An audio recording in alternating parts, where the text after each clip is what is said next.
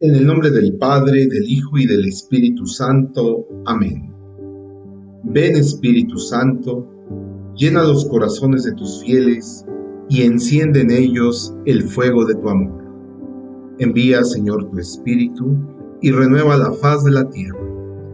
Oh Dios, que has iluminado los corazones de tus fieles con la luz del Espíritu Santo, haznos dóciles a sus inspiraciones para gustar siempre el bien y gozar de su consuelo. Por Jesucristo nuestro Señor. Amén. Introducción a la carta del apóstol San Pablo a los Colosenses. Después de las cartas a los Efesios y a los Filipenses, sigue otra con referencias a la prisión del apóstol, por lo que también se la incluye entre las llamadas de la cautividad.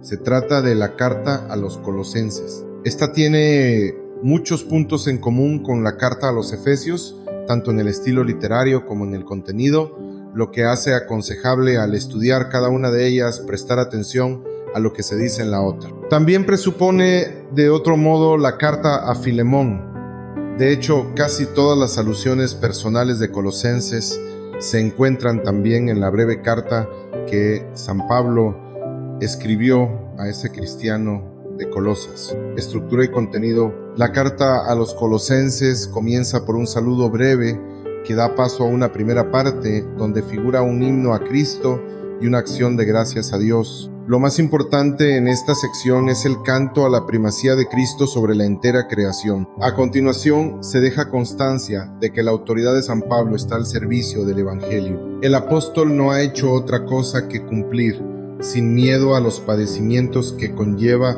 realizar esa tarea, la misión recibida de Dios. Más adelante se anima a quienes han acogido a Cristo y han sido resucitados con Él en el bautismo, a permanecer firmes en la fe recibida sin dejarse engañar por vanas creencias. El principio que fundamenta la conducta moral del cristiano es su unión con Cristo, que comienza con el bautismo, verdadera resurrección espiritual, y se perfecciona con la vida de oración y los demás sacramentos. La vida nueva en Cristo tiene manifestaciones claras en la vida doméstica y en el comportamiento social. Ocasión de la carta. No se tienen noticias de que San Pablo se detuviera en Colosas a predicar el Evangelio en alguno de sus viajes, sino que al parecer fue Epafras quien recibió la misión de predicar allí y en las ciudades vecinas de Hierápolis y la Odisea. Por lo que dice esta carta, parece que el apóstol no conocía personalmente a aquellos cristianos. Por tanto, toda reconstrucción histórica de las circunstancias en las que se compuso habrá de estar basada en conjeturas realizadas sobre las pocas alusiones a acontecimientos concretos que se pueden encontrar en este escrito. La carta sale al paso de las inquietudes surgidas entre los miembros de las comunidades de aquella región de Frigia por las enseñanzas de algunos predicadores llegados de fuera. En efecto, comenzaban a surgir creencias y prácticas sincretistas, en las que junto al Evangelio, recibido por predicación apostólica, se dejaban sentir influencias de la apocalíptica judía y de corrientes mistéricas helenísticas ligadas a los primeros avances de la gnosis. La gnosis se presentaba a sí misma como una sabiduría más elevada, superadora de todas las demás religiones, incluida el judaísmo, a las que consideraba explicaciones imperfectas, útiles provisionalmente para el vulgo. Según aquella mentalidad, el mundo y la marcha de la historia dependía de unos poderes sobrehumanos inferiores al verdadero Dios, a los que todas las cosas estaban sometidas. Solo quienes los conocían podían tenerlos a su favor o evitar su influjo. De ahí que el conocimiento de ese mundo sobrehumano fuese medio de salvación. En las sectas gnósticas que conocemos por testimonios posteriores, se creía que solo los iniciados estaban salvados por el conocimiento de los misterios divinos, que los insertaba en su verdadera patria, el mundo de la plenitud divina. Para la iniciación se imponía un itinerario ascético rigorista. Aquellos primeros brotes de gnosis parecían intentar conciliar el cristianismo con sus propias ideas. Para los gnósticos, Cristo era uno más de los seres divinos que constituían el pléroma. A su vez, la realidad se contemplaba dividida, con una fuerte contraposición entre lo que está en el ámbito del Dios verdadero, desconocido, y lo que está en el ámbito del Dios inferior, el demiurgo, y sus potencias que dominan el mundo.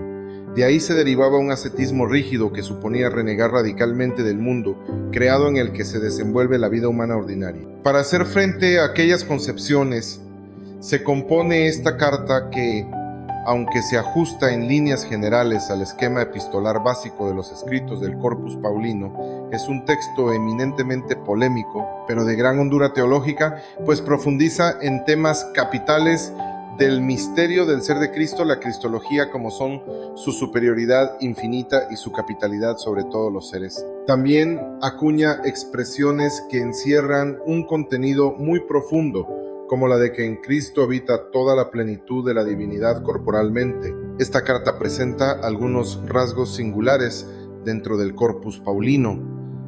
Respecto al vocabulario, se puede apreciar el empleo de términos nuevos, procedentes al parecer de esas doctrinas a las que se hace frente, pero que se han cargado de nuevos matices y sentidos al ser utilizados en un contexto polémico. En cuanto al estilo, el texto griego original de la carta a los Colosenses utiliza, lo mismo que la carta a los Efesios, frases más largas de las habituales en las grandes cartas o en la primera a los Tesalonicenses, que son las primeras cartas de San Pablo. Por otro lado, Colosenses presenta aportaciones originales, que consisten fundamentalmente en un gran enriquecimiento de la doctrina acerca de la preeminencia de Cristo sobre toda la creación. En otras cartas había expuesto San Pablo detenidamente el plan redentor en favor de los hombres, pero en esta enseña que todas las criaturas participan de los frutos de la redención. No se tienen datos sobre el momento preciso en que las comunidades cristianas de Frigia sufrieron una conmoción como la que refleja esta carta,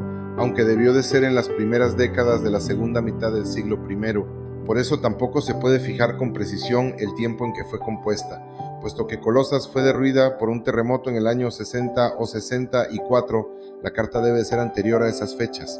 Sea cual fuera el motivo y el momento concreto de su composición, esta carta tradicionalmente atribuida a San Pablo constituye una excelente muestra de la fe en Cristo de la primitiva comunidad. La Iglesia posterior siempre ha considerado este escrito como inspirado por el Espíritu Santo y por ello incluido en el canon de la Sagrada Escritura. Enseñanza, saliendo al paso de los errores sincretistas que comenzaban a difundirse entre las comunidades cristianas de Frigia, se hizo necesario reflexionar desde la perspectiva del Evangelio sobre la creación y gobierno del universo y el plan salvífico divino en favor de los hombres, que alcanza también a las realidades terrenas. La capitalidad de Cristo sobre el cosmos, frente al sincretismo de poderes celestes que se difundía por aquellas regiones, se afirma categóricamente que el Señor Jesús es cabeza de todos los seres, celestiales y terrestres, que su señorío es absoluto y está infinitamente por encima de todo cuanto existe en la creación. Esto es así, pues Dios tuvo a bien que en él habitase toda la plenitud, por él reconciliar todos los seres consigo. Ningún rango parcial debe atribuirse a Jesucristo, ya que lo llena todo, pues en él habita toda la plenitud de la divinidad corporalmente. Cristo, por tanto, no es uno de los muchos seres sobrehumanos que pueblan el universo,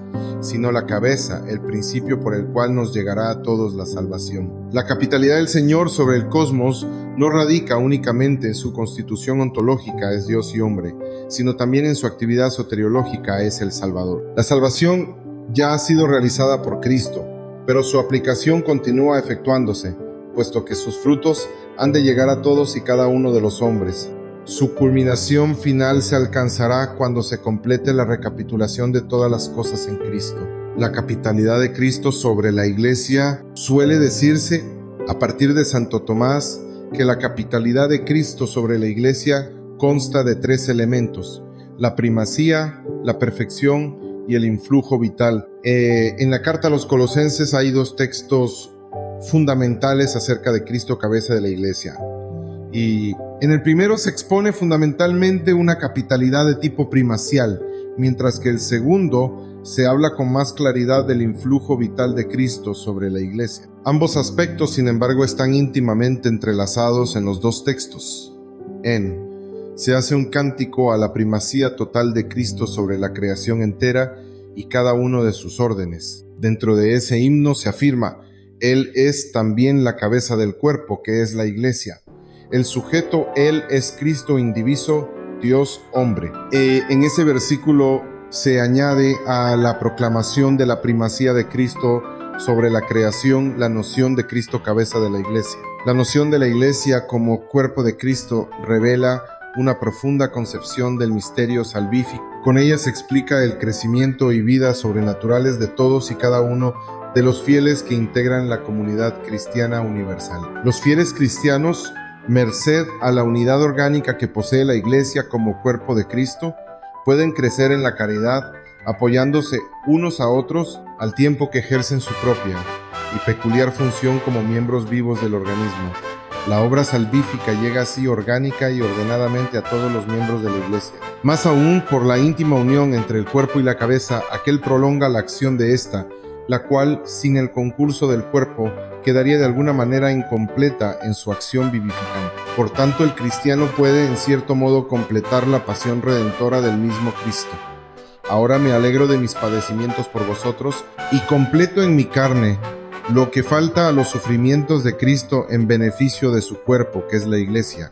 La capitalidad de Cristo sobre las realidades temporales se trata de una consecuencia concreta de la capitalidad de Cristo sobre el cosmos y tiene una estrecha relación con su capitalidad sobre la Iglesia, puesto que la acción de los miembros de la Iglesia militante se desenvuelve entre las realidades temporales. Colosenses no contempla solo el señorío de Jesucristo sobre los cielos o lo más íntimo del ser humano, sino sobre las realidades todas de la tierra y los afanes de la vida cotidiana. Las realidades temporales son en sí mismas susceptibles de cristianización, más aún deben ser cristianizadas, santificadas. No se trata simplemente de hacer las cosas bajo la mera invocación del nombre de Jesús, sino de ordenar toda actividad humana hacia Cristo, pues Él es antes que todas las cosas y todas subsisten en Él. En este sentido, Cristo debe ser puesto en la cima de esas realidades, como cabeza salvífica y centro de convergencia, ya que Él es la meta última hacia la que deben orientarse todas las tareas de los hombres.